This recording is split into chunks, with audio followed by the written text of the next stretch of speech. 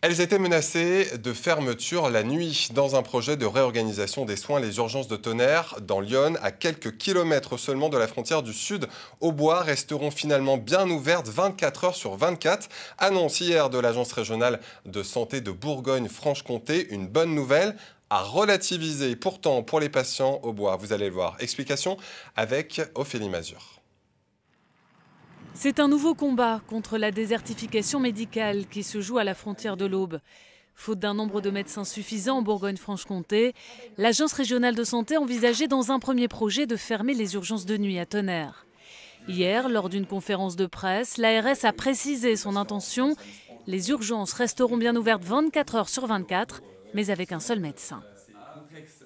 Il y aura sur ces sites, comme sur les autres, une présence 24 heures sur 24 d'un médecin urgentiste, ne serait-ce que pour assurer les missions du service mobile d'urgence et de réanimation qui intervient, vous le savez, sur les situations d'urgence vitale. Donc la question de la fermeture ne se pose pas. La question, c'est le meilleur niveau d'organisation pour avoir un juste recours à des ressources médicales d'urgentistes et mieux répartir à l'échelle de l'ensemble de la région.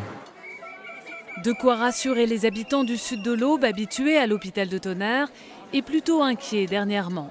Située à une demi-heure de Chaourz, cette petite ville de l'Yonne permet d'éviter le centre hospitalier déjà surchargé de Troyes.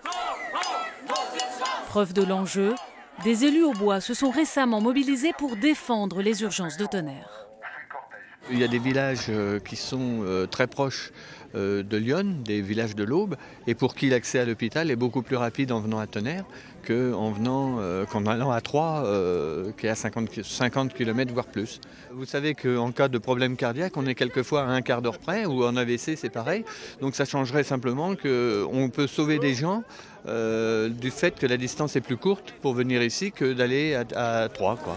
Mais un seul médecin au lieu des deux actuellement déployés, est-ce vraiment rassurant? Est-ce suffisant pour faire tourner un service d'urgence en pleine nuit?